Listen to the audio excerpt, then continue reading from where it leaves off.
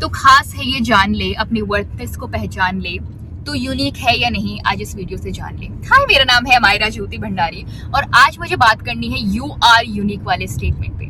पता है, प्रॉब्लम ये नहीं है कि कोई मुझे यूनिक कह रहा है या कोई आपको यूनिक कह रहा है या फिर कोई हम सबको यूनिक कह रहा है और हम समझ नहीं रहे हैं कि हम यूनिक है। प्रॉब्लम ये है कि आप में हम सब खुद को कैसे कन्विंस करें ये समझने में कि अगर मैं बहुत अच्छी ड्राइंग करती हूँ या आप बहुत अच्छी ड्राइंग करते हो और 10 लोग और हैं जो और भी ज्यादा क्रिएटिवली आर्ट कर सकते हैं, तो भी आप कैसे अंडरस्टैंड करो, कन्विंस करो खुद को कि आप यूनिक हो। अगर आप बहुत अच्छा गा लेते हो और 10 लोग और हैं जो और ज्यादा अच्छे से क्रिएटिवली गा सकते हैं, तो भी आप कैसे खुद को कन्विंस करो कि आप यूनिक हो।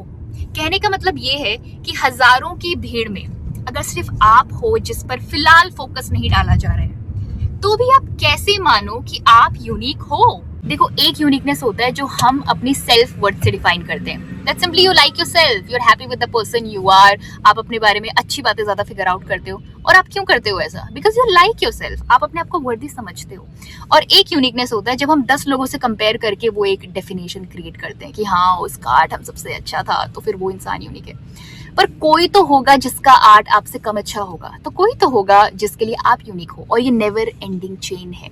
तो हमें अपनी यूनिकनेस अपने सेल्फ वर्थ से निकालनी है, बाहर की एक्सटर्नल वैलिडेशन या कंपैरिजन से तो बिल्कुल भी नहीं। अब एक सवाल दिमाग में आ रहा होगा कि फेस तो हमें दुनिया को करना ही है, 4-5 कितनी भी बड़ी बड़ी बातें कर लो, वो 10 लोग जिनका आर्ट आपसे ज्यादा अच्छा है या म्यूजिक ज्यादा अच्छा है या कुछ भी चीज आपसे ज्यादा अच्छी है, क्रिएटिविटी ज्यादा अच्छी है, उन लोगों को तो फेस करना ही है। तो सिंपल सी बात है, उनको फेस करने के लिए पहले खुद को वर्दी फील करना तो शुरू करना पड़ेगा ना, खुद को यूनिक समझना तो शुरू करना पड़ेगा ना। क्योंकि जब आप घर से बाहर निकलते हो तो सिर्फ अपना मोटा पतला शरीर लेके घर से बाहर नहीं निकलते।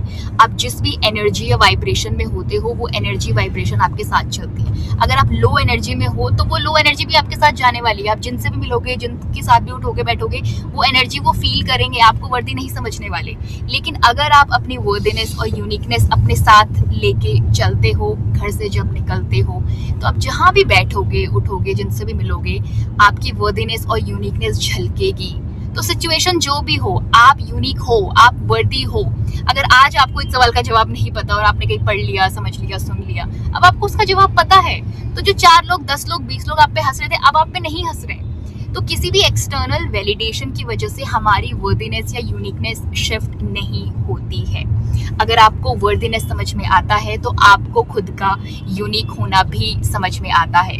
तो एक छोटी सी शायरी है, तो तू जा जीत ले जहां को, पर पहले खुद को कुछ समझ ले, लोगों की वैलिडेशन को छोड़ और अपनी सेल्फ इंप्रूवमेंट पे ध्यान दे। Come on, change your energy guys and help others too. I'll see you in the another video. Don't forget right choice of words and actions. Signing off, Miss Amaira Jyoti. Bye for now.